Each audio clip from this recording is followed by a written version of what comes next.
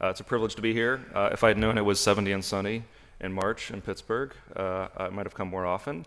No, it's a real pleasure to be here. I say I come from a long line of coal miners, so it's nice to see where all this stuff is ending up. Um, why am I here? I'm a professional city planner. I wrote a book on zoning reform, and I'm the research director for a group called California EMB. And simply put, the reason I'm here is issues that we've been dealing with in California over the last few years have gone national. Housing crises in California have been a major issue for a long time, but until recently, the affordable housing crisis was a coastal crisis. And then, of course, over the course of the COVID-19 pandemic, these issues went national. So, of course, in Pittsburgh, as in many cities, we've seen an incredible run-up in home prices with attendant issues related to rising homelessness. On almost every measure of housing affordability, we've been losing ground over the last 4 or 5 years, especially. Record rates of homelessness. And when we think about homelessness, we think of people living in tents under overpasses, understandably so. That's the most visible form of homelessness. But many folks struggling with homelessness are sleeping in cars. They're sleeping on couches. They're sleeping on the floor of homes of friends and family. Invisible people struggling with the housing affordability crisis. Alternatively, especially in places like Southern California, folks have responded to the housing affordability crisis by having to undertake increasingly extreme commutes. We have what are now called super commuters. It sounds good, but you actually don't want to be a super commuter. These are people spending over an hour commuting each day, right? Just imagine the quality of life implications of that. As a result of our inability to build housing at scale and get the housing affordability crisis under control, a whole bunch of other issues have been getting worse. We're increasingly making less progress on addressing the history of racial segregation, and we're increasingly making less progress and even occasionally actually seeing the situation worsen with socioeconomic segregation. Our cities are becoming, our metro areas are becoming more segregated, even as we've seen modest gains on neighborhood level segregation.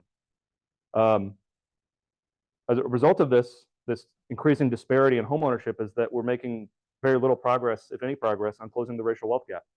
An important, I think, objective for many folks of rectifying historic injustices. Housing is the average American's major source of wealth. And so if we are creating a housing market where we're locking the next generation of folks out, we're locking them out of their chance at the American dream. Then, of course, to the extent that we allow any growth, we allow growth in what's probably the most environmentally unfriendly way possible. New single-family homes on the exurban periphery on former natural lands where people who live there are going to have maybe a 30, 45-minute commute in a car, a landscape defined by car dependence. It's not good for the environment. I always joke Los Angeles' unofficial housing policy is Las Vegas. If you want an affordable home in Los Angeles, you move to Las Vegas. What we're seeing, especially in places like California, but increasingly true all across the country, is that in response to mounting housing affordability challenges, folks are having to move further and further out, consuming more and more natural lands, and in the case of Las Vegas, putting more and more people in the path of potentially extreme weather, extreme heat. In the case of California, extreme fire, more on the East Coast, flooding, and then, of course, all of the natural land that's being lost. Okay, so is everybody depressed now? Good? We're okay? The good news, in a certain sense, is that this crisis is a policy choice. Okay, so I want to read for the room here. Who in here is a zoning expert? Yeah, I knew you were going to raise your hand, so I'll watch out. Who in here, you've heard of zoning? You're aware? Okay, good, good. And then who are the happy, normal, well-adjusted people who don't know anything about zoning? Nobody? Okay, if it applies to you, it's not too late to leave. In this talk, I'm going to argue that zoning is the secret code for understanding why your city looks the way it does. Zoning is boring even by the standards of public policy, right? Zoning was not sexy until recently, and I'm not entirely sure if it's sexy now, but I think it might be, right? If you understand what's in your local zoning code, what's on your local zoning map, you can understand why your city looks the way it does. So what does zoning do? Zoning is assigning every single parcel in a city to a zoning district that defines two things. And I promise this is the boring part of the talk. We'll get through it together. First is the use, right? So most people, who here has played SimCity? We have SimCity people. City Skylines. Raise hands if you did both. Okay, good. Very good. Right, so most people know we break our city out into residential, commercial, industrial, right? Makes sense. But if you actually crack open your local zoning code, you'll see many dozens of different use districts. So you'll have potentially dozens of different residential districts, each specifying a particular type of home that is and is not allowed. Your commercial districts will have dozens of different zones for every conceivable possible commercial use. So if you want to start a business, in many cases, heavily prescribed where you can and can't start it, and if you do start it, what it has to look like. And I think a lot of people have a sort of, I think, somewhat naive view of what this was trying to do. You know, oh, well, we need zoning to keep factories away from schools. We need zoning to keep factories away from housing. But in reality, zoning is a social project, especially the use portion of it, right? And you can see this, older planning materials are great, as my colleague and friend over here knows. They didn't really hide the ball back then, right? This is from a 1950s zoning ordinance explaining what their R1 district allows, right? And you can see that's one very specific type of home. And there's a very particular vision here of what an acceptable neighborhood looks like, what an acceptable home looks like, and then, of course, what an acceptable family looks like. Zoning is fundamentally a social project that in many cases goes far beyond what we would assume would be the health and safety considerations with land use planning and prescribing, in many cases, very particular modes of living. In addition to assigning permitted uses to every single parcel, zoning is also shaping the actual form or the amount of density that you can have on any particular parcel. So most people probably know about stuff like setbacks and height limits, right? These rules that limit how tall a building can be or how a building has to interact with the street. There's also a thicket of many dozens of rules saying how much floor area you can build on any given lot, how many units you can have, even within that structure that you can build. You have rules like floor area ratios, which, okay, I really won't ruin you all if you don't know what floor area ratios are. But if you are interested, approach me after the talk. An important aspect of this too is that the system has become significantly more complex, especially since the 1960s. So if you look at some of the early zoning codes, right, these are small 10-page documents. These are very short. You can go read the New York City 1916 zoning ordinance in about 15 minutes. But here's a snippet of the New York City zoning map. And on the left is the zoning map as it existed in 1961, when the zoning code was overhauled.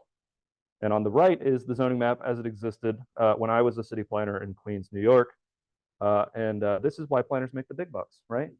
So it's very hard for normal people to figure out what this means. Zoning has become far more restrictive and complex. So you know what zoning is. Let's tie it back to this housing affordability piece. In my book and here today, I'm going to argue that zoning interacts with housing affordability on three margins. The first is that zoning often makes it altogether illegal to build housing, right? So most of you now probably are aware, but in Pittsburgh, as in many major American cities, as much as 50 to 75% of residential areas might be exclusively limited to detached single-family homes.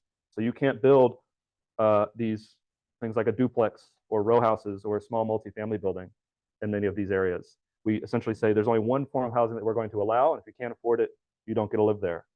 Bad as this is, in the suburbs, it's even worse, right? In most suburbs, the vast majority of the municipality, if not the entire municipality, is going to be limited to detached single-family homes, essentially saying there's going to be a hard cap on the number of homes allowed. You don't get this, instead you get only one form of housing, right? Can't afford this, don't get to have a home.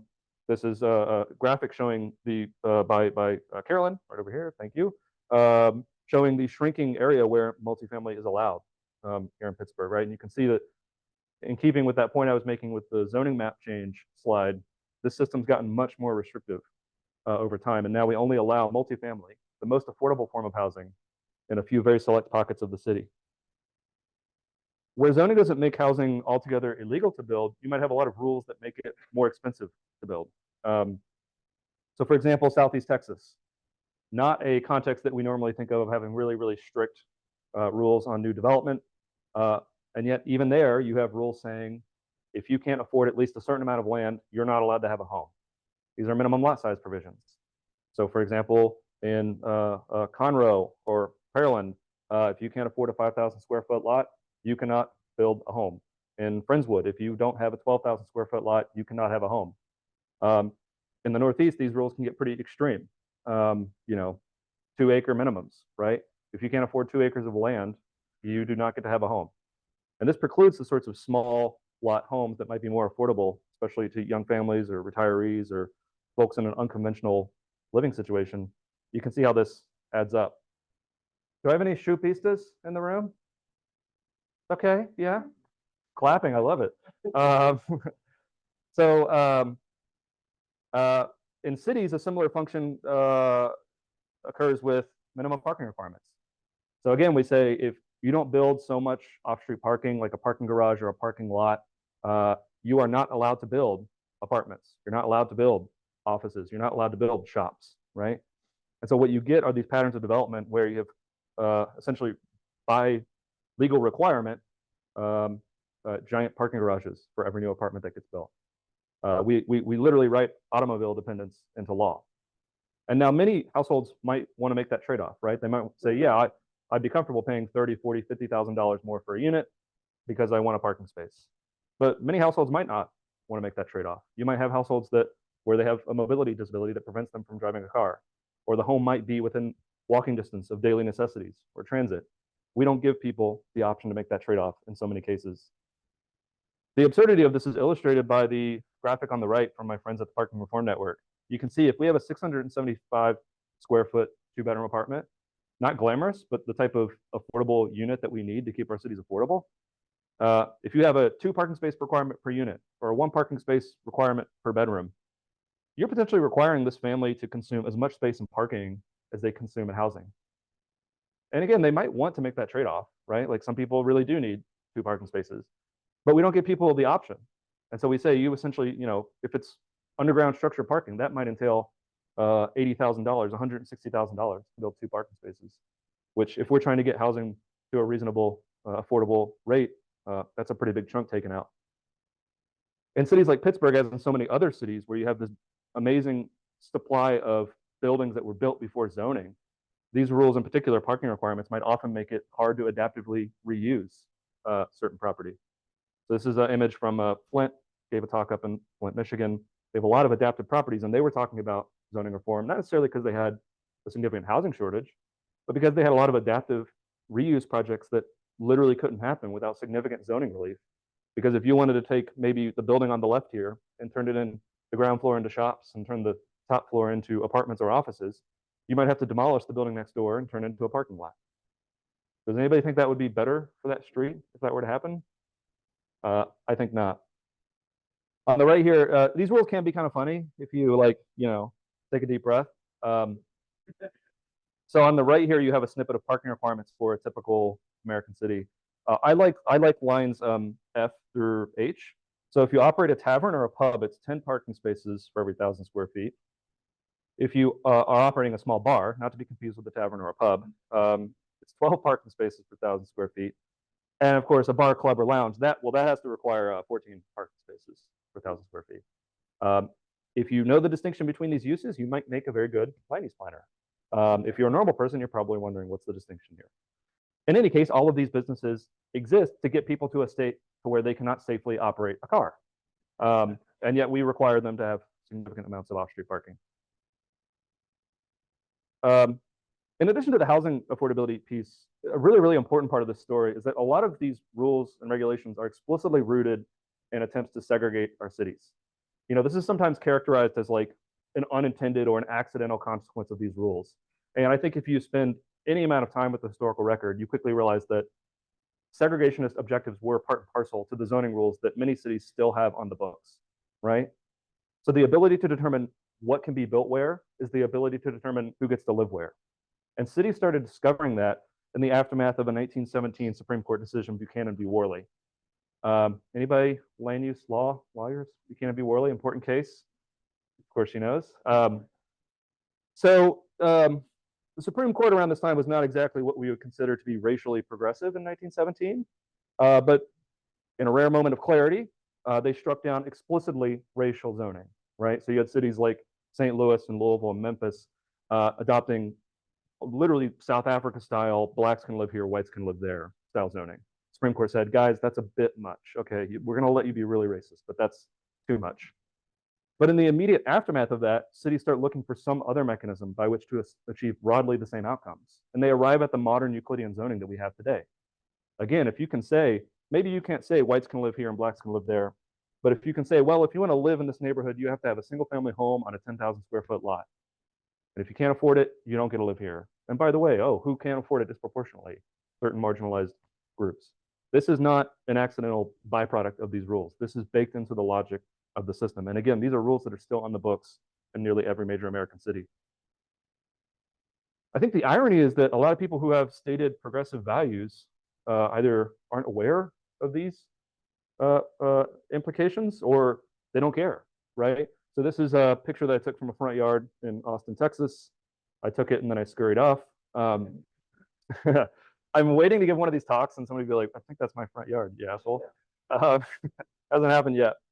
But so on the left here, you have, these signs that started popping up in the aftermath of Trump being elected, a lot of hateful rhetoric, and people put these yard signs out, all are welcome here. It's a very nice sentiment, not making fun of that. But then right next to that sign is a sign opposing liberalization to zoning codes that would have allowed for more mixed income, more affordable housing in historically exclusionary neighborhoods. And if you ask this person, hey, should we be doing everything we can to roll back the history of segregation in this country? They'll probably say absolutely. But then we say, well, would you be comfortable with a fourplex or some townhouses being built in your neighborhood? And then suddenly it's too far. I think if we're serious about our values on this issue, we have to reckon with zoning. Again, this is riffing on this. Who here, everyone's familiar with redlining by this point, right? It's a great book, Color of Law, really fantastic. After you buy 3 copies of my book, you go buy by Color of Law. It becomes especially clear that this is part of a coordinated effort to segregate our cities when you compare certainly modern zoning to redlining maps, right? These were tied into a broader federal policy of trying to segregate our cities, in that case through housing finance, but then combined with local zoning policies, we built an incredibly robust system for segregating our cities, and we suffer the consequences as a result. We talk about cities sprawling, right, and the issues here. I think if you take the threat of climate change seriously, it's impossible to not reckon with how the rules that we have on the books are shaping urban form, right? So in nearly every major American city, if you want to build the most environmentally friendly form of housing, the most environmentally friendly form of neighborhood development, maybe townhouses with, God forbid, a corner grocery or a corner barbershop, we're going to make this incredibly difficult for you, right? In many cases, zoning will allow it in only a handful of contexts, and where it is allowed, it might require multiple variances or rezonings, multiple public hearings. The neighbors are going to yell at you. And this is in a context where attached housing, you might use significantly less energy. You might be able to walk to work or take a bike or take a bus. Whereas if you want to build the pattern of development on the right, new detached single family homes, and some people might want that, not a big deal. The most environmentally unfriendly form of development, right? Very energy inefficient pattern. Everyone here is going to be having to drive to work. We make this actually, ironically, incredibly easy.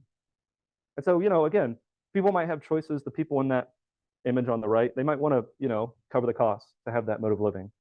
But if prices are any indication, many Americans actually want the mode of living depicted on the left, and we make this uniquely difficult. Here's an image showing the urbanized land of Pittsburgh between 1950 and today. And it's amazing. The population is, the metro population, this is the 7-county. Dave told me, he was like, I don't know what that geography means. This is the 7-county area, right? Okay. So this is where you all live. I don't know if you know this. And what you see is the population is flat, but now the city of Pittsburgh consumes far more land, right? And some of this was just natural, right? Some of this was the distribution of cars, Americans getting wealthier. But some of this was, I would say much of this was a deliberate plan for how our cities should and should not grow. Another result of the system we've built today is because the zoning is so restrictive and so at odds with what our cities really want to do, right? More diversity of housing options, more infill, more growth within existing neighborhoods. Because the zoning is so antagonistic to that, we've created a system where if you want to build almost anything, you have to undergo what's called discretionary review or discretionary permitting. The original idea of zoning was if you come in and you follow the rules, you check the boxes, no problem, here's your permit, you can build. Because so many projects now require a variance or a rezoning or a special permit or some other form of discretionary relief, design review. Now, so many projects are subject to public hearings. They're subject to environmental reports in California, subject to potential litigation, subject to a potential vote in a city planning commission or a city council. All of this makes the process of building much more expensive, even if the housing is allowed, and even accounting for the increase in costs associated with some of these requirements. It makes the process of building just so much more unpredictable. And that falls hardest, especially on affordable housing or housing production in high opportunity areas where more privileged incumbent residents can more easily mobilize to stop anything and everything, ultimately shifting the burden of new housing growth onto more marginalized neighborhoods. This might surprise you all, but the type of people who show up at a Tuesday 10 a.m. public hearing are not a random selection of the community. We know from actual survey data that the people who show up at these hearings and the people who in many cases dictate zoning policy, they tend to be much wealthier. They're much more likely to be a homeowner. They're much more likely to be wealthy. They're much less likely to be people of color. So all of this heavily, heavily shapes the actual planning outcomes and not in the direction of equity. Okay. The good news is this is a crisis that we know how to end and that we're making a lot of progress on. There are a lot of bad things happening in the world, and I don't talk about them because there's not a lot I can do. But this is an issue where every single person in this room can help to move the ball on this issue in some way. I'll talk about a few promising zoning reforms, and I'm going to be trying to root this conversation in, I think, pretty good comps for Pittsburgh. You might agree, you might disagree. We'll start off with Minneapolis. Who here has heard about some of the recent zoning reforms in Minneapolis, right? Yeah, so maybe zoning is sexy. Yeah, like, right? Zoning used to be the type of thing where, like, if you were in a conversation with somebody and you really wanted to break off the conversation, you would start talking about zoning, and they would have to go use the restroom or refill their drink. Amazing, right? But thanks to some of the radical reforms in places like Minneapolis, I think this is really on a lot of people's radar. And what Minneapolis did was when they updated their comprehensive plan in 2019, they went out and did a really robust public process. They didn't just talk to the usual suspects, the usual NIMBYs who show up at meetings and complain about everything. They talked to real people, but maybe they provided childcare for folks to actually participate. They had different types of programming at different times of day.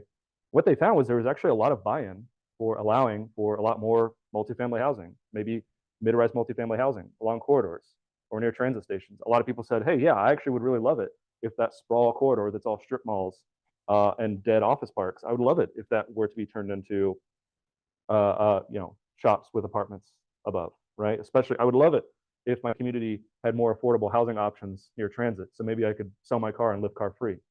There was even an openness to allow for what's called missing middle housing or low-rise multifamily housing that from the outside might just look like a single family home, but might host many more units, right? Has anybody seen this graphic? Missing middle graphic? It's a great graphic, right? So this is everything between a detached single family home and that mid-rise. Most cities, they have pockets where they allow some mid-rise, not all, but some. But we call this the missing middle because one of the results of the modern zoning system that we have today is that it's very hard to build this type of small scale incremental density. The duplexes, the cottage courts, the fourplexes, the townhouses, the small incremental forms of housing that can historically kept communities diverse and affordable. Minneapolis said we're allowing that citywide in 2019.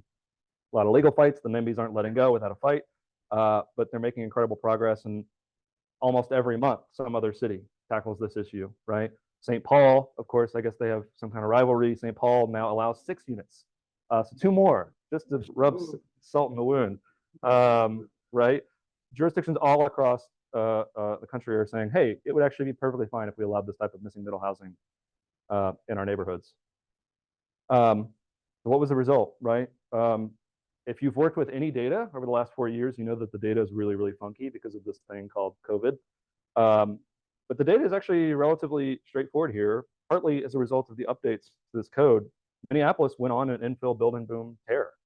And compared to peer cities, and that's really how you have to do it, Minneapolis was the only city in their peer group, not only to have rents stabilize, but actually fall in real terms over this period, right? Thanks to those new apartment buildings being built around transit, thanks to all those new little missing middle projects that were potentially starting to trickle up, Minneapolis is the only city in their peer group that saw rents fall over this period. That's pretty impressive, right? If we're serious about actually lowering housing costs for the vast majority of people, that's an important lesson. I think another bit of low-hanging fruit here is eliminating your minimum parking requirements.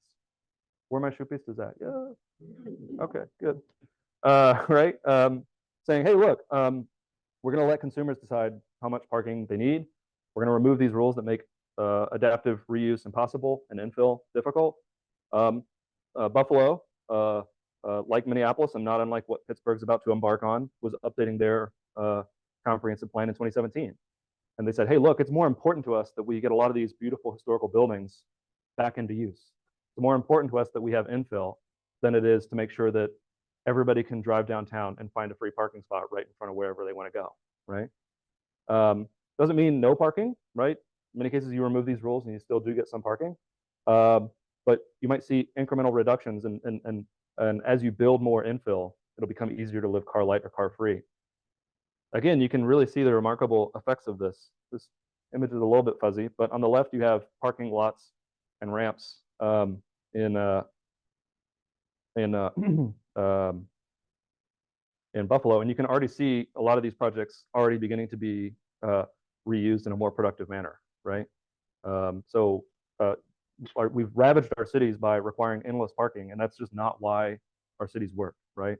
Our cities work because they had density and vibrancy. Parking reform is now happening almost all across the country at a dizzying pace. I had to turn off my Google Word alert email thing for this because it's just daily at this point. Of course, the biggest news story last year, my hometown of Lexington, Kentucky, eliminated minimum parking requirements. I know you guys were all tracking that story. It's very exciting. I think another exciting reform that's actually yielded results is reducing lot and unit size mandates. So that was what I was talking about earlier, where we so often say, okay, if you want to build a home, you have to have 5,000, 10,000, 12,000 square foot property. Houston doesn't have zoning, but Houston has a lot of things like zoning, including minimum lot size rules. And what they were dealing with was they were saying, well, 5,000 square feet, land prices are going up. That's becoming increasingly unaffordable to young professionals who want to live and stay in the city, or folks who want to downsize and stay in the city. What they did in 1998 was they reduced their minimum lot size from 5,000 square feet to 1,400 square feet. And this helped to facilitate the construction of over 80,000 new homes, right? That's pretty serious. And that's a big part of why Houston, unlike, for example, where I'm coming from, Los Angeles, that's a big reason why homeownership is relatively attainable. You need that supply of what are historically might be seen as small units, right? This is a challenge that I face, and some of you might encounter this as well. When we talk about starter homes, right? I think certainly a lot of older elected officials, they might still imagine like a bungalow on a 5,000 square foot lot, right? With a 2-car garage, that's a starter home. In 2024, a starter home is going to look like a townhouse or a small condo or a home on a small lot.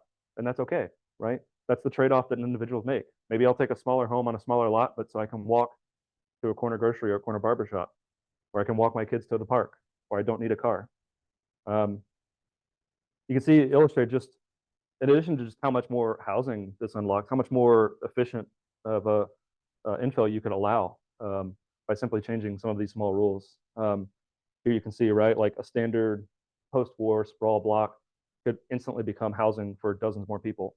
And those are densities that then suddenly start potentially making more frequent transit feasible, or maybe make local neighborhood serving commercial feasible. So just benefits all around. Everybody agrees with me on this stuff. It's crazy why it hasn't all changed. I say college towns here, but this is another policy that's just happening everywhere, is legalizing accessory dwelling units. So for those who don't know, right, you might call these granny flats mother-in-law units. In the Southwest, we call them casitas. These are small additional apartments that might share a lot with a existing primary structure. And this allows homeowners to become part of the solution, build an additional apartment, maybe in their unused garage or in their attic or their basement. or a new structure in the backyard. This is good on so many margins, right? For homeowners who want to maybe age in place and have an additional source of income, great. For renters who want housing maybe in neighborhoods that are historically single family and don't have a supply of rental housing, this unlocks neighborhoods that are now newly affordable.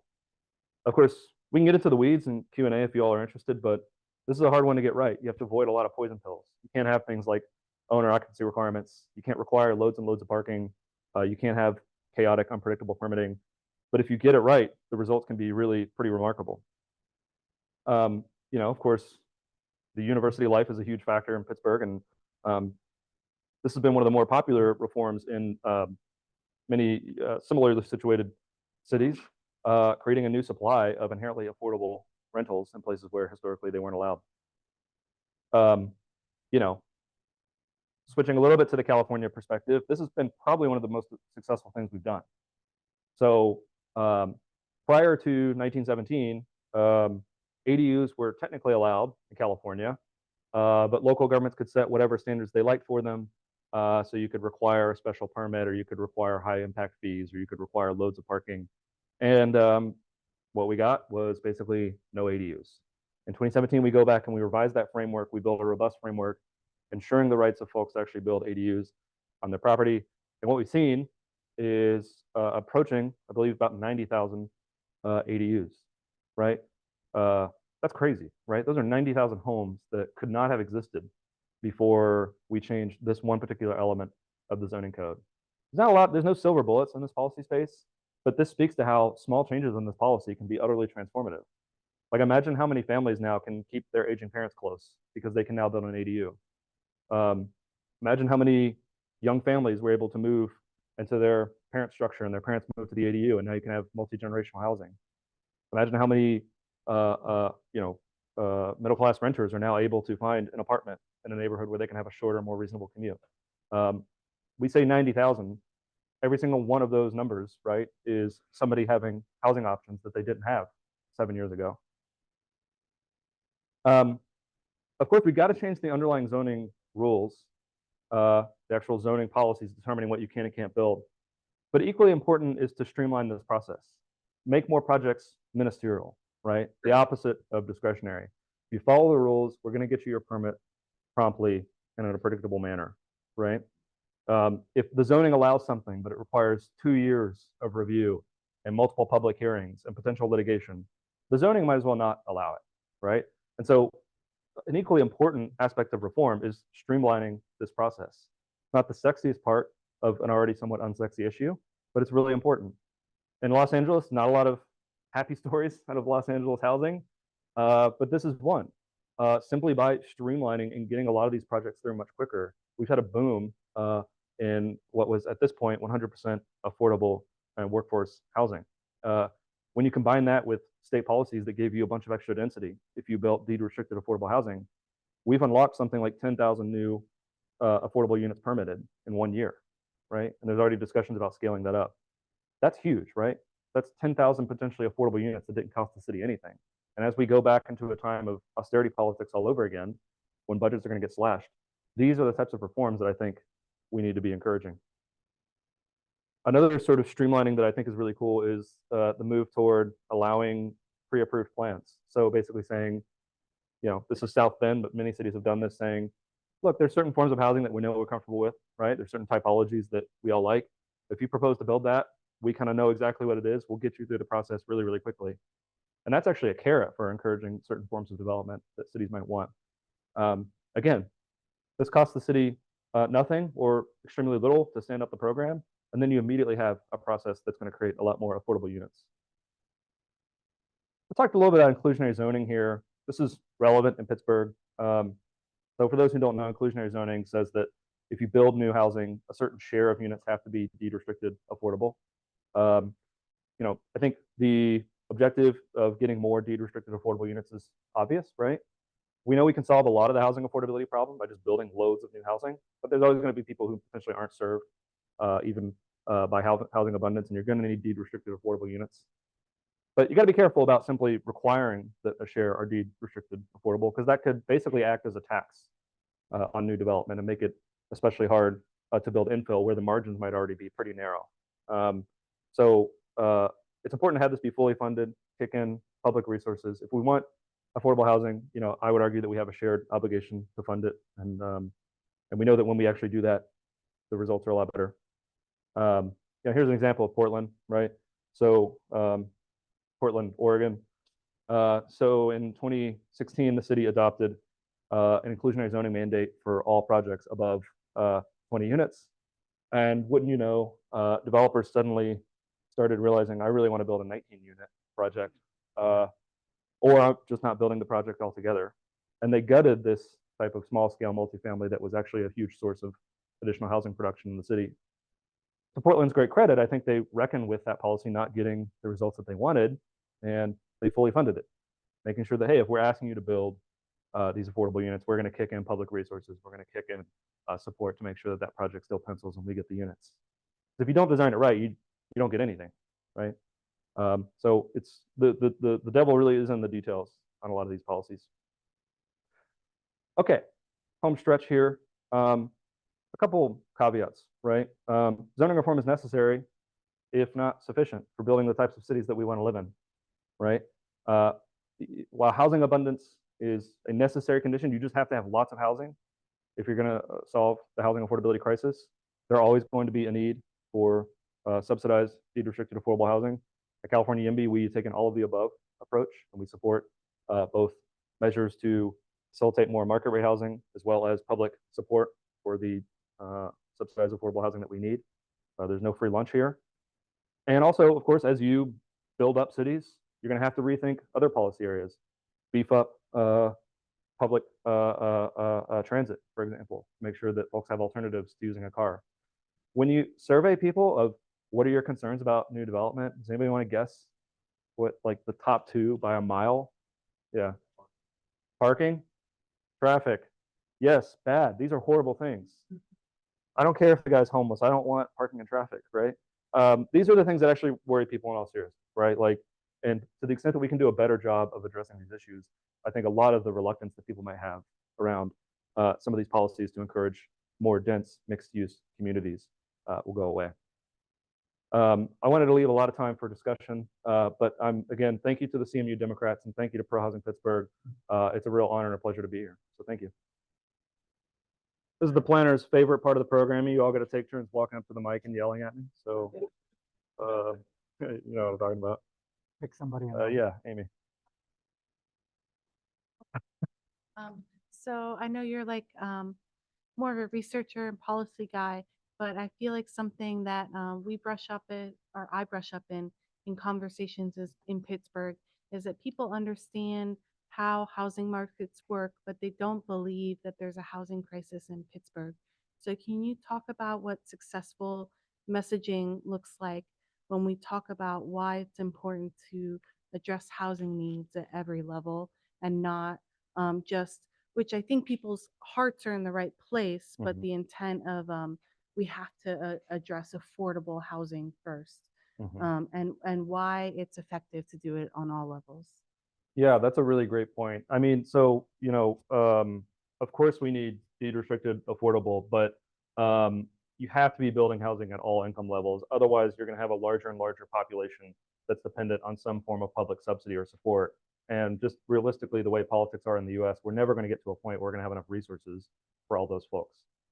You can immediately get certain benefits by building a lot of market rate housing, so folks have more options, right? I would say if you want to stick it to landlords, the absolute best thing you could do is to build a lot more housing, right? When there's a lot more housing, vacancy rates are higher, renters have a lot more choice in where to live, and they can competitively bid different landlords against each other, right? The complete opposite of how it works so often, right? We know this when like you're going out like applying for jobs, right? Like I want multiple employers competing for me, right? It's the exact same thing with housing, and you get that by having more housing relative to renters. And that's, of course, landlords want to charge as much as they can get away with. And if we keep these policies on the books that make it hard to build, they're going to be able to charge more and more.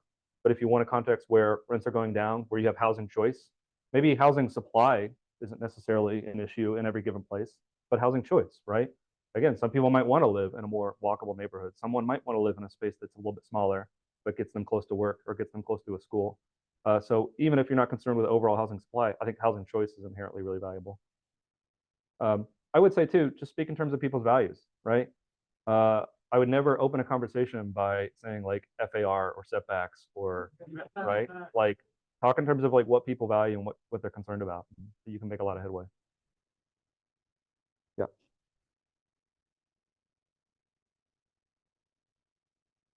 And then we have an online question. Okay. Thank you. My name is Michael. I'm in the public policy here at Carnegie Mellon.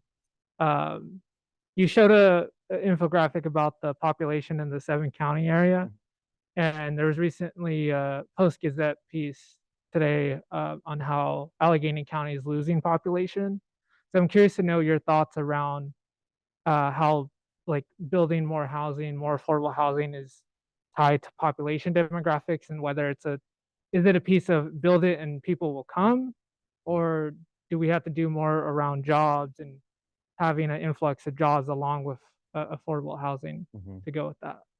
Yeah, thanks for the question. You know, the fundamentals for Pittsburgh are really strong, right? Great schools, great jobs. I'm from the Kentucky-West Virginia border, so I'm pretty partial to the natural scenery. The fundamentals for Pittsburgh are really strong, and the recovery is going to happen, right? Like the population upswing is going to happen eventually. And when it does happen, you're going to really wish that you had a zoning or land use framework in place that allowed for that growth to happen in a way that enriches our communities rather than impoverishes them. You know, Philly overhauled, not to favorably characterize Philly and Pittsburgh. Sorry. I'll say one nice thing about Philly and then I'll move on. They updated their zoning code in 2014 when they were kind of at the bottom of the market, right? And that was at a time too where growth was very much not guaranteed. But then, right, people discovered, oh, there's like a cheaper version of New York, like 30 minutes down the Northeast Corridor. And now a lot of folks are moving to Philly. But because they made those zoning reforms that actually allowed them to build a lot more infill, there hasn't been nearly the catastrophic housing market outcomes that we would have expected. Same thing in Buffalo. Buffalo overhauls this in 2017 when it was far from guaranteed that Buffalo was going to bounce back. And now, of course, Buffalo is seeing an incredible resurgence. And they're so much better positioned for having overhauled these exclusionary zoning rules before the boom happens. And I would say, you know, to the extent that it might look like, well, we're still losing population, if not next year and 5 years, folks are going to discover this. They're going to want to stay. They're going to want to move here. Again, the fundamentals are really strong for Pittsburgh. And when that boom happens, you're going to really wish that you dealt with a lot of these problems. And so the comp plan update is going to be happening in the next few years. That's a real opportunity, I think, to get ahead of a lot of these problems and lock in, you know, good rules that allow for a range of housing typologies to be built before the boom happens. Yeah, thank you. All right, we'll go to an online. Sure. Leek, you have your hand up. Hopefully, I'm going to bring up my volume and everyone will go for it. Hi, I'm not Leif. I'm Samantha, who's Leif's partner. And I guess I wanted to press you a little bit on the question you just answered, where you basically said, well, you know, eventually the jobs are going to come back, population growth is going to go up. I don't know how true that is for every city. I mean, obviously there are countries like Japan that are having real problems with, you know, fundamentally declining populations, cities with declining populations. And I'm curious what your perspective is on the YIMBY package of policy reforms and urban growth policies, those kinds of questions, you know, with regard to cities that aren't counting on a resurgence in population or jobs growth. Yeah, thanks for the question, Samantha. I mean, so even in a context where overall population might not be growing, we're certainly in a context where housing preferences or housing needs might be changing, right? So as you have an aging population potentially in Pittsburgh, it might be the case that a lot of folks who live here as they retire want to downsize from that single family home on that larger lot, maybe into a condo where they're not having to manage land.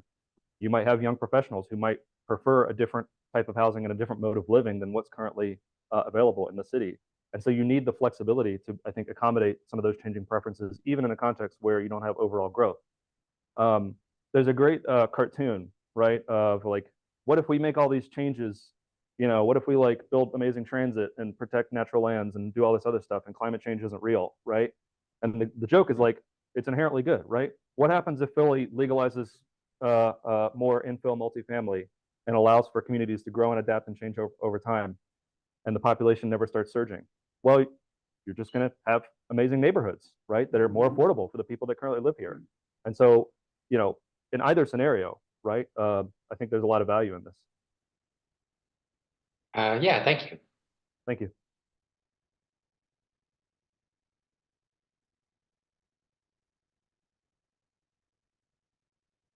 So I'm kind of curious. So you mentioned like the top two things are like traffic and parking when people bring up. And I feel like the third one that comes up a lot is my home value, right? I mean, to some degree, I feel like there's a decent number of homeowners that actually recognize the economics here. And that's also deliberately coded, right? Of like, if I constrain how much extra housing is coming in, my home value will go up, right? And they're not wrong, right? If you walked in and you got your house at the right time and now your house is twice as valuable, it's kind of in your self-interest to defend it, right? So like for a lot of these cities that are trying to bootstrap this, including in Pittsburgh, where there is a enormous number of elderly or older like couples basically that own large homes in the city. It's kind of an incredible stat. How do you convince this relatively still large population that it's in their interest too to make this happen, even though it goes against the single most valuable thing they own, right? Yeah, that's a great question. I mean, I don't think it's necessarily totally obvious, right? I mean, some of the data suggests that you build a multifamily building and nearby property values might go up because the land value goes up, but the actual rents goes down, right? The median cost of a home in that neighborhood might go down because you have a new supply of inherently more affordable units, but the actual price of that existing single family home might not go down because the land's still valuable and it's still valuable as a luxury good in a context where more people are living.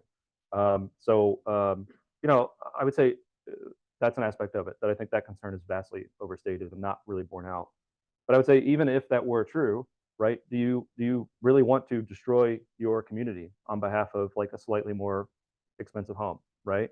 I mean, it's like we did it, Patrick. We saved the city, right? Like, you know, like that's literally the story of the Bay Area. You have all these like suburbs where people have like 10x their wealth because of the exclusionary zoning policies, and then their young adult children can't afford to live in the state anymore. And if they want to retire, they have to leave the state. And the person who serves them is sleeping in a car. And whenever they leave their home, they're seeing tents under overpasses. I'm happy you got all that housing wealth, but at what cost, right?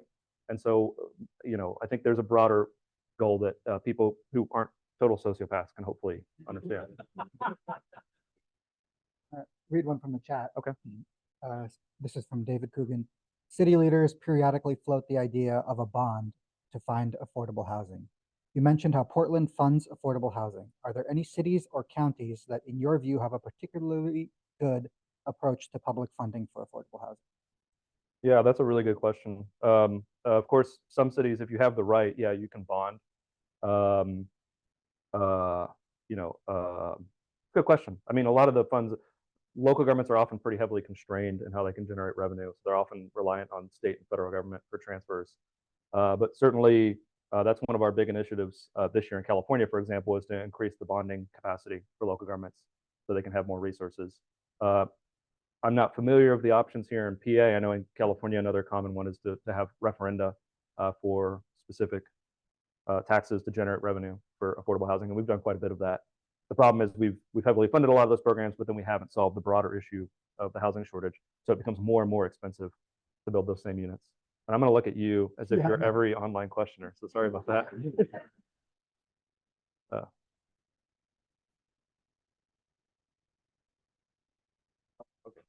Sorry, I thought it was someone behind. We'll go through you. Sure. Okay, sorry about that.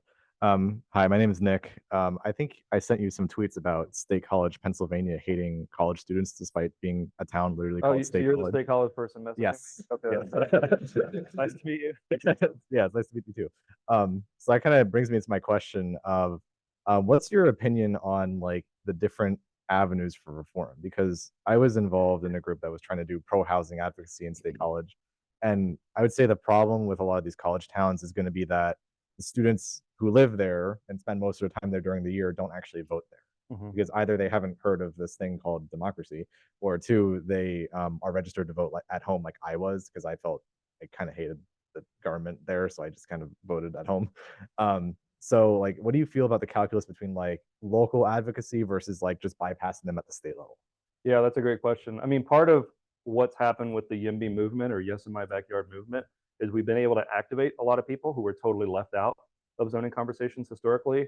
That's a lot of renters, that's a lot of young professionals, it's also a lot of students. The students are key in this, right? Students are huge base of voters that if you can get active, you can swing elections, right? And it's totally reasonable to be asking your local council members, hey, maybe I go home over the holidays, but I live here 9 months out of the year and I'm spending half my income on rent. That's not okay, right? So mobilizing students is key.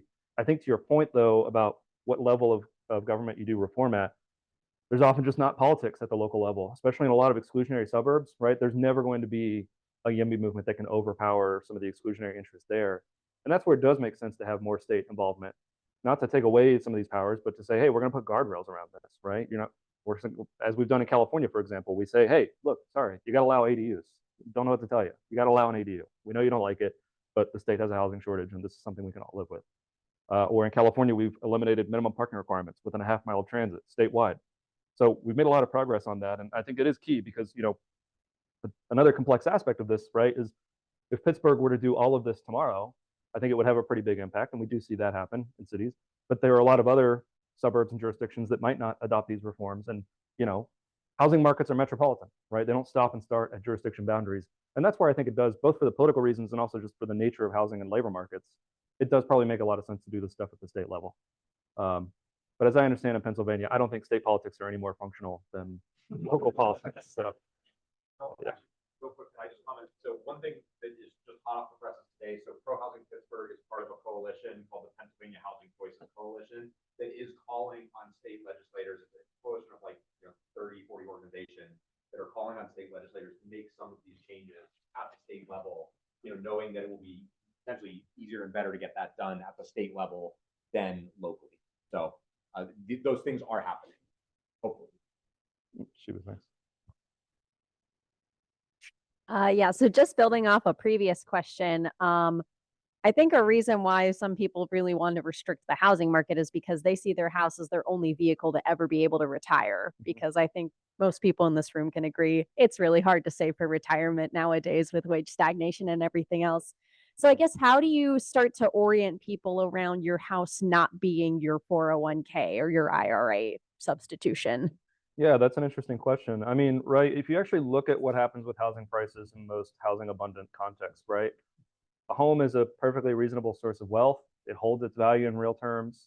It's a way to build some equity. It's a thing that you can take out loans against, but it's not going to be this lottery ticket, right? And that's healthy. That's okay.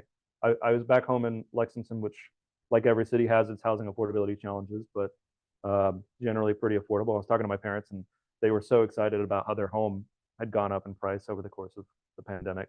I didn't want to burst their bubble, but I plugged the two numbers when they bought the home and then what it's worth now into an inflation calculator. And the home had basically held its value. And it's like, great, okay, yeah, it was reasonable. It was a store of wealth. It wasn't a bad deal for them, but it wasn't this lottery ticket, and that's okay, right? Like, it's still this thing that they can cash in on when they're willing to retire, but it hasn't come at the cost of other people not having a home. And you would see that in most contexts where we have something resembling housing abundance.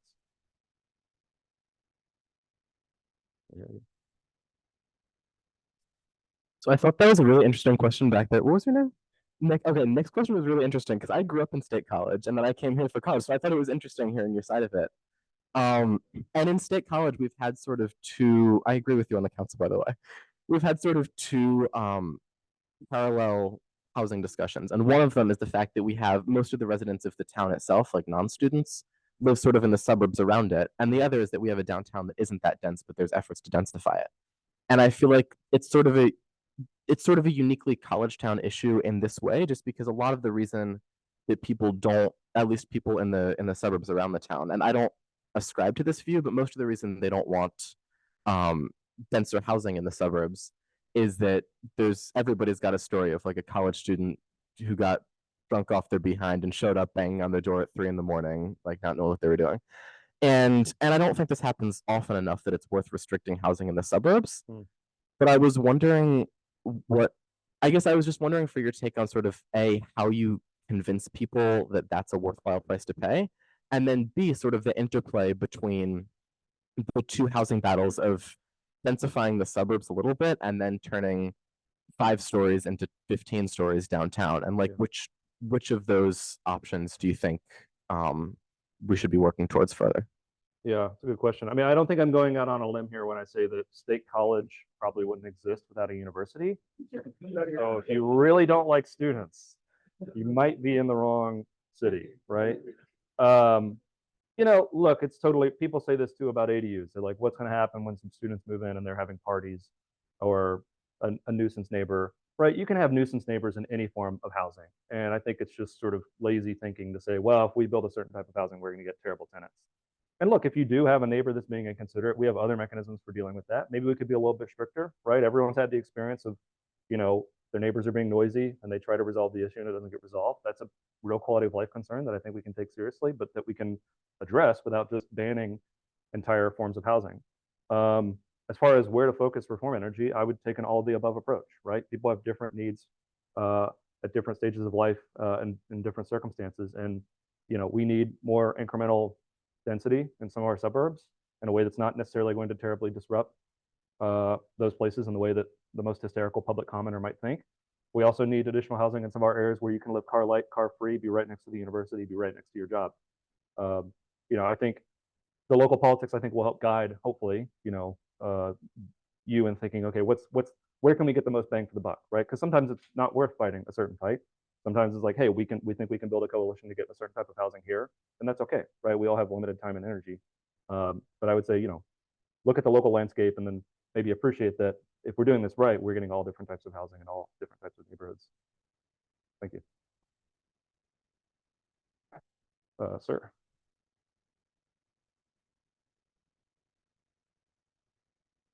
Thanks. I thought about this when you were talking about the accessory dwelling units.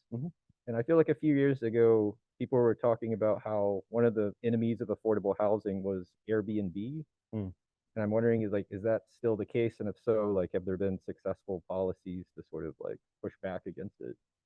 Yeah, thanks for the question. So in California, ADUs are allowed statewide, but local jurisdictions have discretion over whether or not they allow short-term rentals. So some of them avail themselves of that, some of them don't. You know, on the margins, I think some of these units being used for short-term rentals probably doesn't help. It takes some units offline. The data suggests that it's a pretty small number. You know, I would say it's an open debate whether I think you allow them or not. I don't think that you're going to ban short-term rentals though and solve your problem, right? So you might want to do that for other reasons, you might not. But if you want to solve the housing affordability crisis, you just need a lot more housing. One thing I would say too, you know, a lot of people build ADUs thinking, I'm going to use this as a short-term rental and I'm going to make loads of money, right? And then they build it and they find out, oh, actually, you know, this thing is not leased at like 90% of the time, like my financial model said it was going to. And then they switch it over to a rental for, you know, a long-term tenant, right? And so the use of ADUs can change over time. And I think that's actually, you know, a feature, right? Now, somebody might build an ADU thinking it's going to be a short-term rental and then they switch it over to long-term, right? Or they switch it over to family housing, you know, as the case may be. Yeah. So you touched a lot on kind of urban communities, which is why. So I'm from Suffolk County, New York, which is kind of one of the quintessential suburban counties, and we're kind of seeing the issue where a lot of young people are getting priced out of the county right now and forced to move to, like, you know, the South or other areas. And I was just wondering if there are any particular suggestions you had for areas that are 90%, 95% suburban, that would kind of help address that, particularly in ways that don't necessarily involve public funding. Yeah, it's an interesting question. I mean, so I don't know if Suffolk County has rail transit, right? But that's a natural place to, I think, remove some potential barriers, right? You know, there's so many communities where they say all of our young people move away, and it's like, well, if you want to live in maybe an urban walkable neighborhood, you don't have any choice in this community. So either around rail or in commercial areas that are in many cases massively underbuilt, you know, you drive around any given American city, right? And you have strip malls everywhere that in many cases are far beyond the end of their expected life. You have office parks that probably are never going to be fully released in a post-pandemic environment. Those are large lots where you potentially can do, you know, real meaningful master planning infill and build mixed use, mixed income communities. I would say another thing that you could be doing is allowing for more single family homes on smaller lots, right? So allow people to subdivide some of these really, really large lots and build more homes that more efficiently use the land. I know in the Northeast, right, some of the most extreme minimum lot size rules in the country, and so as a result, you just don't have a supply of housing that's affordable potentially to young people. So, you know, those are zero cost reforms that could immediately open up housing options.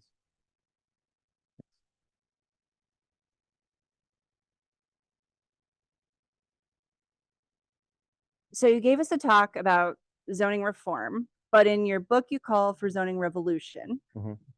So I was hoping you would talk a little bit about abolishing zoning, how realistic you think that is, if you're seeing it play out, or what your vision is for it playing.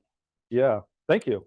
Good question. So this was structured around a talk I gave to the city council, and I had a hunch they weren't going to abolish zoning, but they might do some other things. Yeah, so essentially my thesis is that the system we have today for regulating land has not worked. It's focusing on the wrong things, which is uses and densities. And it's not to say that we don't need land use regulation. I'm a trained planner. I think this is really important. You need to have a plan for nuisances, for externalities. You need to have some plan for making sure that growth is coordinated with infrastructure and service investments. And to the extent that the zoning system that we have on the books today is completely untethered from those objectives, I say it's actually time for a hard reboot. This might sound radical, right? But zoning as it exists today is only 100 years old, right? 100 years ago, folks were bold enough to say, well, what if we radically rethought how we planned our cities? And they did it. I would suggest that we have every right to be just as bold in how we plan our cities today. So in the book, I talk about, you know, I think some of the prospects for dealing with this issue. I would say, you know, this is a longer term project. This is partly a project of encouraging planners to think about what might come next. We're probably not close to zoning abolition. If you all buy my book, we might get closer. But in any case, I think right now we're at the stage where we have a crisis. We need to make some progress, and reform is going to be the path. But I would like that, especially planners, practitioners, to be thinking about this issue of what would it actually look like to build a land use planning system that addresses those concerns without all the spin-off conflicts.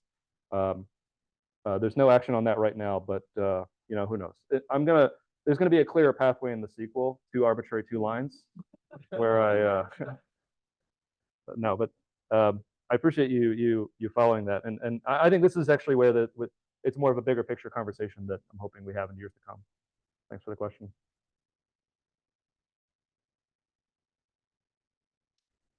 So I'm going to jump off of Breen's question. So for those of you who don't know me, my name's Carolyn Ristow. I am a local zoning researcher nerd and obsessed with the idea that we need to abolish zoning. And so my research kind of started it and is focused around in our zoning codes across the country, we have a purpose statement that kind of shows up in most places. And it's a variation of zoning purpose is to protect the health, safety, welfare, and morals of the community. In southern states, they often add prosperity and comfort. And if you start taking a look at those words, which is kind of what my research is focused on, you start to see every single one of those has a racist or economic exclusionary intent behind it. And so if we're going to abolish zoning, we need to abolish that phrase. You know, that's the first thing we need to do, is just get rid of that as our basis for zoning. So in order to continue this discussion so that we as planners are starting to think like, what is the future of zoning if we abolish what we have today? What do you, like, what are your ideas on if we got rid of health, safety, welfare, and morals? What would be our fundamental purpose of zoning? Well, I'm a big comfort guy, so I've never seen that in that's amazing. I think those basic pillars of what I think average normal people want out of land use planning, which is dealing with the problem of externalities. I don't want a nuisance use coming in, making a lot of noise, generating a lot of traffic, generating smoke. Those are things that actually that was the focus of land use regulation prior to the rise of zoning, right? And those are the things that I think people actually think zoning does, that zoning actually doesn't have anything to do with. I will say I do think part of the reasons that we get the zoning rules we have on the books, such as strict commercial zoning, is because folks can't rely on, well, I want a corner grocery, but what if that corner grocery becomes a corner bar and then it's a noisy and bad neighbor? I'm pretty sympathetic to that concern, but we can solve the problem of bad neighbors without saying we're not going to allow any commercial in any residential neighborhood, right? So that would be my basis, is dealing with this classic problem of externalities and then ensuring that we're coordinating new growth with infrastructure. We typically do this in the US by saying, well, we don't have the infrastructure, so we just can't grow. Historically, I think we took a very different perspective, which is the growth is coming. We don't allow it. It's going to be catastrophic on another margin. Folks are just going to get priced out of their communities. So let's come up with a real plan for it. I just had a piece in the Atlantic where I argue, right, a weird thing that's happened over the last 100 years. We invented this thing called city planning, and then we stopped doing things that normal people think of as city planning, right? Yeah. Like, we don't have street networks that are planned out in advance, right? Like, we don't have long-term plans for like regular parks and public facilities. We do that all in a really weird ad hoc way where we negotiate with every new project and just try to squeeze blood out of future residents. I would suggest that planning, as opposed to zoning, is really, really important. And to the extent that zoning has completely consumed planning, I think it's actually done a lot of harm. So those are the two things that I would really focus on. Great, thank you. Thank you. Hi. So some of the questions early on in this had to do with the fact that Pittsburgh's population has been declining as a trend, and I think one of the issues that comes with that that you don't have in places like California or New York City, where zoning restrictions are a problem, is you have vacant properties, and some people object when you're proposing infill development that we're having issues dealing with these vacant properties. Will it exacerbate that problem if you're building more housing? And sometimes if housing prices get too low, it can cause problems, because if rents drop below the level that you need to maintain housing, then the housing quality deteriorates, and you have blighted and vacant properties and problems associated with that. And I don't think that's a good reason to oppose new housing and infill development. As housing stock gets older, it becomes more expensive to maintain, and that can contribute to affordability problems if you're obstructing new housing. But I do think that having systems to deal with vacant and blighted properties is important from a political economy standpoint. To have infill development in a place with vacant properties and declining population, and also just not just from a political economy, but I think it's a real problem with infill that you don't have in other places where your population is growing and you don't have vacant properties. So have you thought about that at all? And do you have any thoughts? Yeah, that's a really great question. Definitely not problem number one in LA, right? But definitely a problem, right? And many cities in this region. I would say a few things.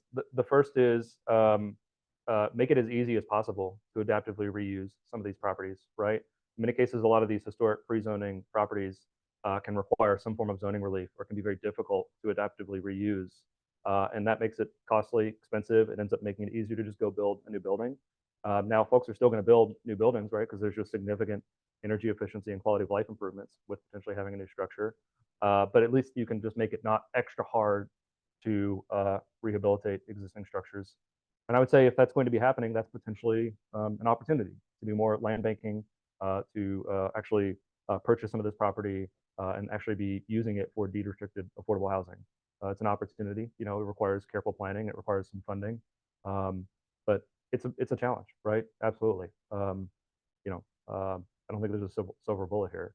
Ideally, you're creating great urban environments, and folks come flooding back in, and they buy up these properties and they rehabilitate them. Maybe they don't, and you are able to acquire the property for cheaply and then give it to an affordable, mission-driven builder who will build something affordable.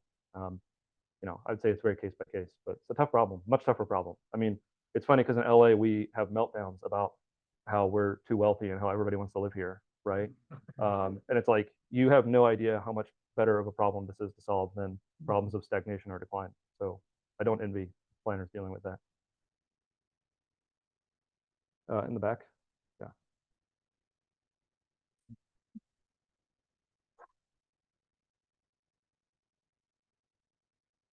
Hi, my name is Harini. I'm from Irvine, Southern California, and that's like a planned city. So like, it probably has extreme zoning situations. In fact, like the entire city is run by a company, like the Irvine company. And so growing up there, I've definitely seen like a lot of construction and constant construction.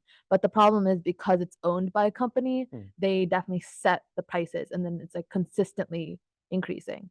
And growing up there, and seeing these prices, I've definitely felt like hopeless. So I guess while this is a separate problem of like huge corporations now becoming invested in like the housing market, how does like your proposal kind of combat this at all, or at least involve itself? Yeah, great question. I knew I'd have to come to Pittsburgh to get the Irvine question. Yeah, it's a really, really interesting and unique context. You know, I would say part of what's gone wrong with Orange County is that you have dozens, you know, of different jurisdictions. They were built out in the 50s and 60s, and they basically said, we're not growing or changing at all, ever. Sometimes that's because one company owns it, and they still do build a decent amount. The problem is it's Orange County. There's a lot of demand. It's one of the wealthiest places on planet Earth, and they build, you know, a very small number of new units. But you know, part of the way you can deal with that problem potentially is if you would say, well, if you really want to stick it to the Irvine company, build lots of housing outside of Irvine, right, and weaken their negotiating position to demand higher wages or higher home prices, right? Like, going back to that point, right? Like, it's the same thing with corporate buyers or LLCs. I think this is a broader challenge, and we're having this conversation in California of what do you do about it. But one thing you can do, if you actually look at the financial reports that like BlackRock or these other groups will put out, they'll say, we're buying up all these homes because we think that there's not going to be enough new housing getting built in the years to come. And we think this is going to be an asset that appreciates it, right? So you can call their bluff and say, we're going to build a lot of housing. So I'm sorry if you thought this was going to be an investment asset, but you got another thing coming, right? So it's not to say that that's solving the entire issue. I think it's a really complex issue. And of course, you want units that are going to local homeowners or are units that are, you know, being owned and managed locally. But one way you do that is by allowing a lot of new supply, especially of the smaller, more inherently affordable units that are going to be built kind of incrementally by small local builders. In the back.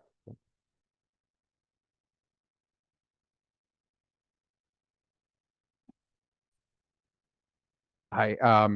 So I'm going to be critical just because everybody else is being nice. But I think my challenge with the kind of view is like when it gets cast as kind of a panacea approach that it solves all our problems. And I think that, you know, I don't think you think that's true, but I think that oftentimes, you know, things get simplified to that point. And but one of the things that I think about uniquely Pittsburgh, and I think about like if we go down, you know, I think we could be going down this approach maybe in the future, in a world understanding our city and our unique challenges. Like one of the things that I would be concerned about is displacement of communities, the few communities that are deeply affordable. And I like largely our problem is not the middle; it's deeply affordable housing, right? And we do have some communities. They're not the communities that have the best assets, not the communities that have the most dignified housing, but they are where people are at most risk of displacement. And historically, you know, Black populations and minority populations that are being displaced and have been displaced from this community. And Pittsburgh's Black population is shrinking over the last 20 years. Would you, I could foresee a circumstance in which, you know, Pittsburgh has no zoning and displacement through development in those types of communities becomes more rapid and more and harder to control. And I just wonder what you think about that. And is that a real risk, or how do we address that as we go down this approach? Yeah, thanks for asking. Right, so the battles over gentrification usually happen in the gentrifying neighborhood, right? Because that's where we see it and that's where we feel it. The battle over gentrification needs to happen in the high opportunity neighborhoods that block housing, right? So part of the reason why you have so much housing demand shifting to lower income neighborhoods is essentially because the higher opportunity neighborhoods have made it altogether impossible to build. And so the only place where we build housing in the US is in the place where people are politically too weak to leverage zoning to block the housing. I would say if we do a global fix, and we notice this when you actually do citywide zoning reforms, you see the most housing production happening in higher opportunity areas, the places where home prices are the highest, there's the most demand for housing, the land prices are highest. And so when you unlock some of this additional supply, people start building it. Now, of course, it's not just the housing abundance makes a lot of problems easier to solve, but it's not a panacea by any means. And part of what you need to be doing in that context is saying, okay, great, we have additional property tax revenue, we have additional revenue coming in from new development and purchasing some of these naturally occurring affordable housing and actually putting a deed restriction on those so that folks don't get priced out when market conditions might shift, right? Or putting those resources toward building deed restricted affordable housing so folks have permanent stability in their communities. But you know, the way we do this today, where we say, okay, let's find the weakest part of the city and let's just upzone it. Of course, that's totally toxic, right? I mean, that's the way it works in so many U.S. cities, and I think that's why we need this citywide or broader approach to reform. Please, that was you.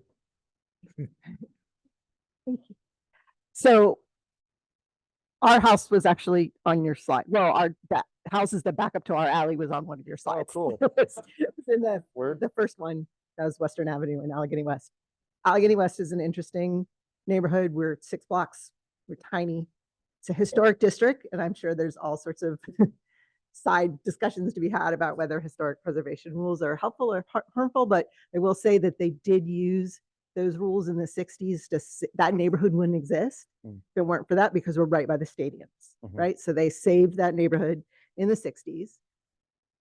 I also just spent 45 minutes in a neighborhood meeting listening to our city council person get yelled at by our neighborhood association because he led this charge to pass the law that council just passed, that the citywide zoning change that allows attached housing by right instead of requiring a zoning as it did for the entire neighborhood. So now if you have a 35-foot lot, you can automatically get approved for.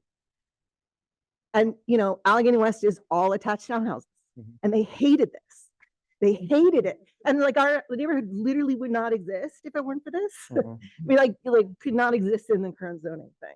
So that's a whole other thing. But what I heard them say though was, we're mad about this because it takes away our opportunity to have input into how our community, like now those neighbors don't get a say in what go. And there's an argument to be said for that.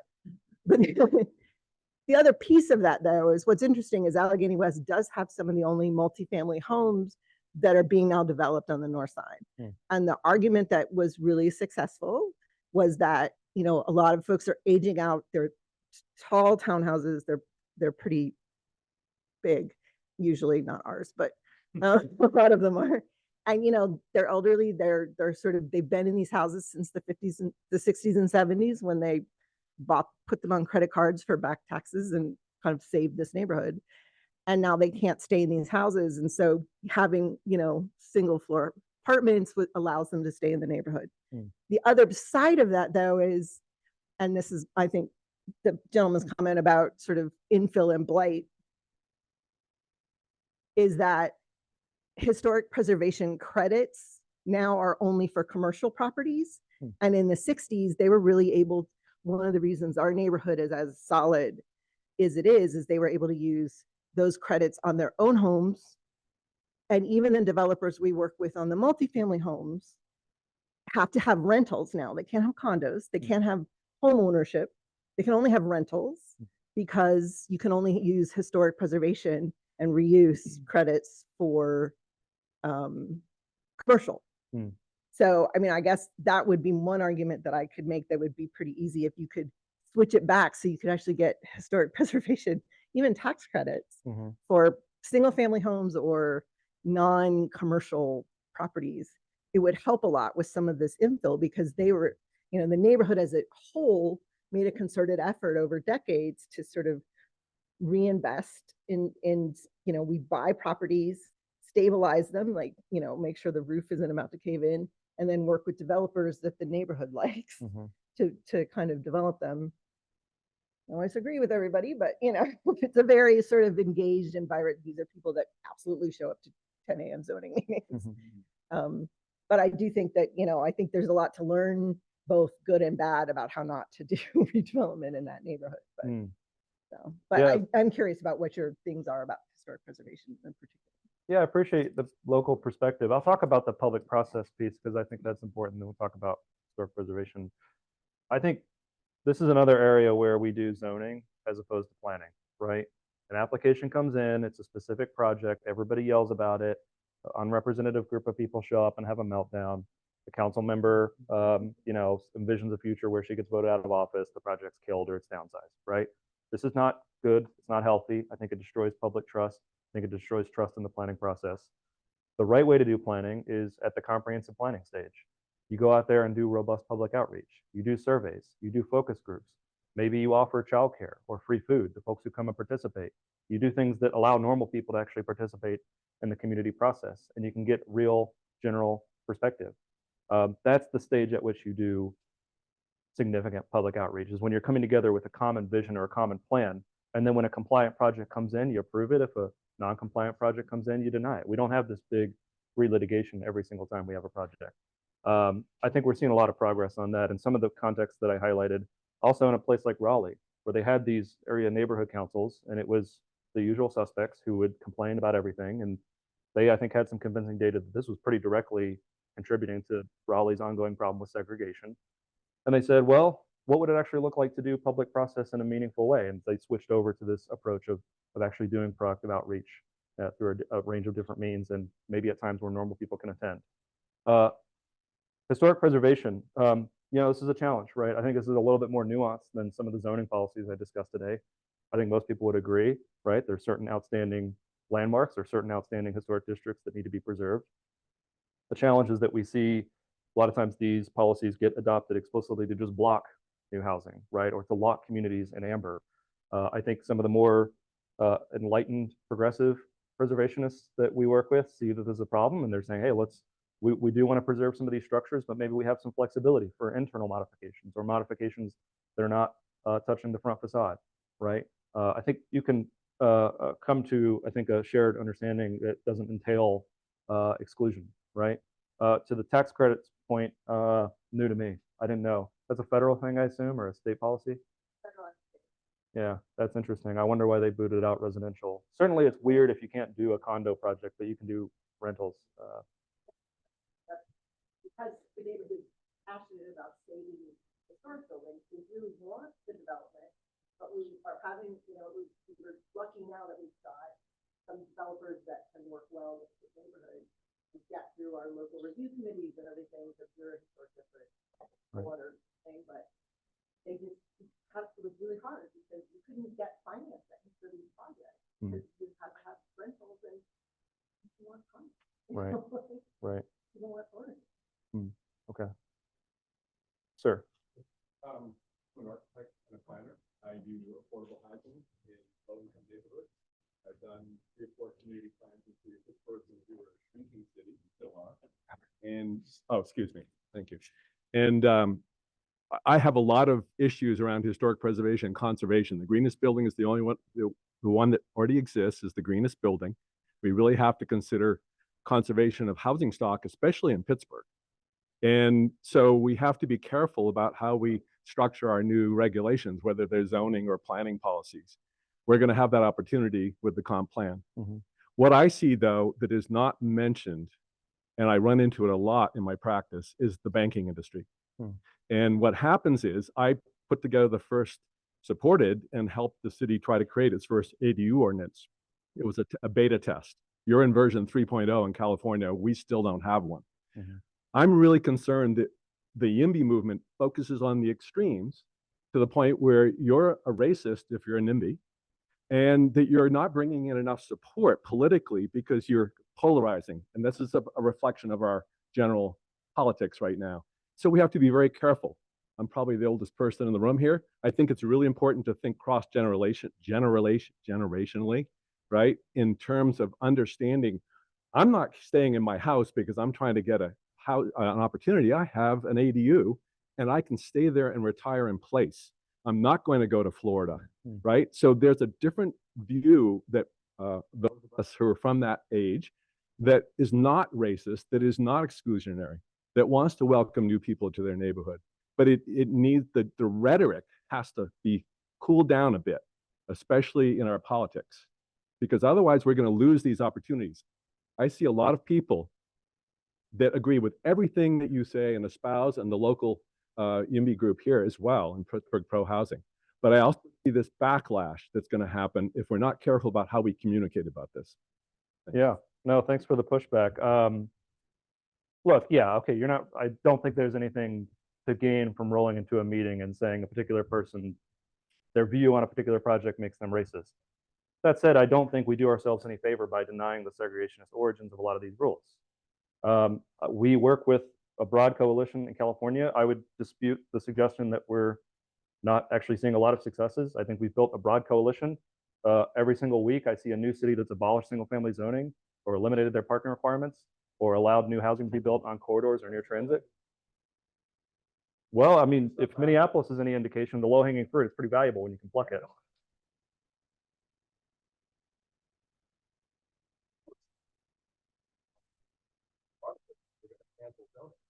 Just think about the person that isn't educated like we are, how they respond to that. Well, you seem educated. Yeah. Right. Well, so I think there need to be multiple conversations here. You'll note that the presentation I gave today wasn't talking about zoning abolition. I do think that's a next step conversation that we need to be having. And when I give talks to planners, that's the talk I give. When I give talks to city councils, I say, here are the things that you can do in the next 6 months. This is, I think, you have to have different conversations with different people based on what they can and can't do. You're talking to the aging homeowner. You're not rolling into that conversation saying you're a racist, but you might say, hey, don't you want your young adult children to be able to afford a home here? Speak in terms of people's values. It's going to vary based on context. I think something that's amazing about the YIMBY movement is that we've actually built a really broad, cross-ideological, cross-partisan movement. This is one of the only movements where you're going to have Republicans and Democrats, progressives and conservatives broadly singing from the same hymn sheet. They're going to be talking about it in completely different ways, right? Last year, right, you had, rock rib Republicans in Montana, one of the most conservative states in the country, legalizing ADUs statewide, legalizing multifamily and commercial statewide. They were talking in terms of property rights. They were talking in terms of deregulation, not the rhetoric I would use when speaking to a California audience. At the exact same time, you had some of the most progressive elected officials in the country coming out of the Bay Area, pushing for policies like almost identically, right? Removing parking requirements, allowing for more flexible housing options, talking in terms of racial equity or sustainability.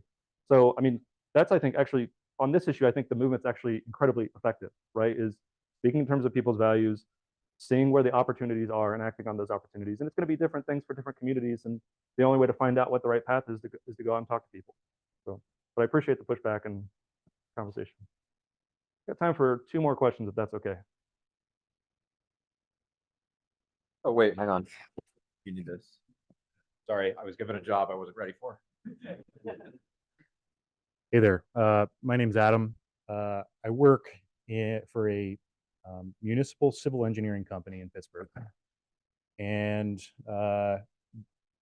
do a lot of reviews with zoning, any kind of new development, any kind of existing rehabilitation. There's a lot of steps that have to get pushed through and reviewed as a part of any kind of process for building.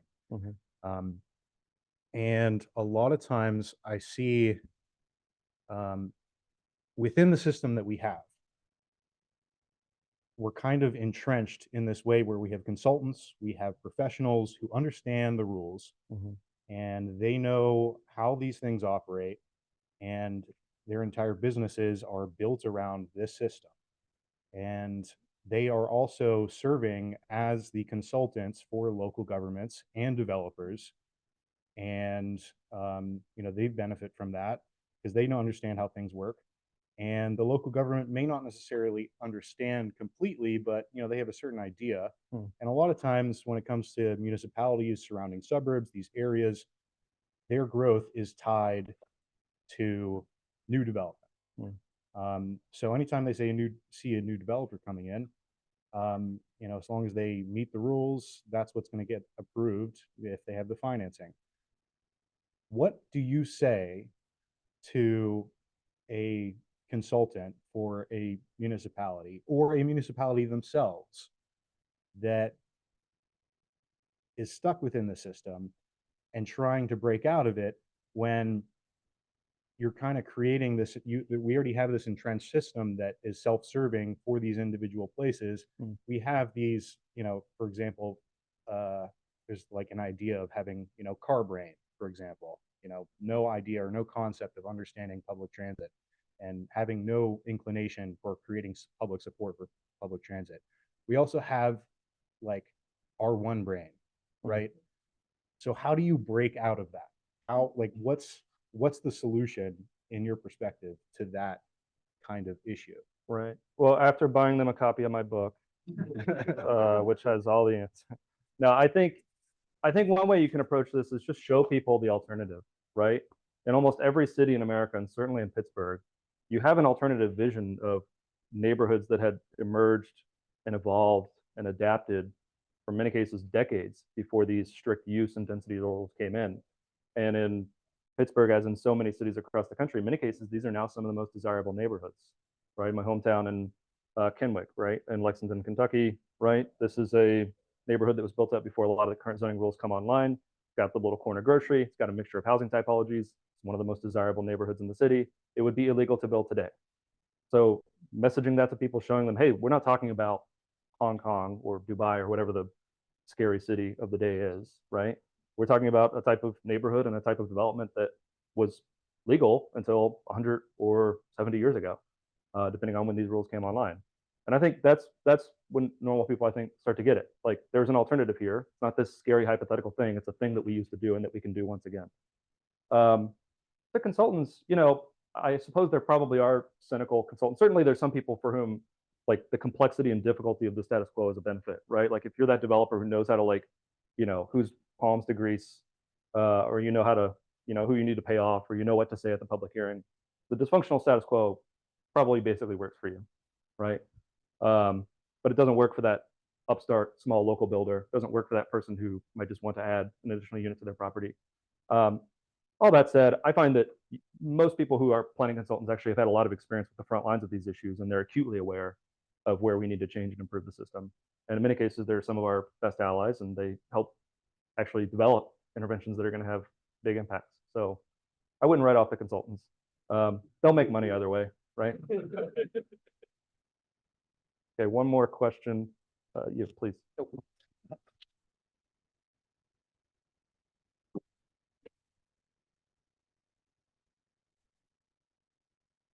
Hi, I was wondering what you thought about environmental policies like NEPA or CEQA and how they're sort of organized to block new housing. Like in Minneapolis, a judge struck down their 2040 plan under environmental review.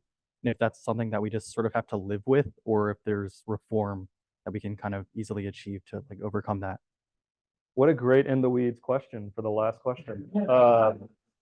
So for those who don't know, certain national projects and in states like California, any discretionary action taken by a local or state agency is required to undertake an environmental review of the possible impacts of the project, right?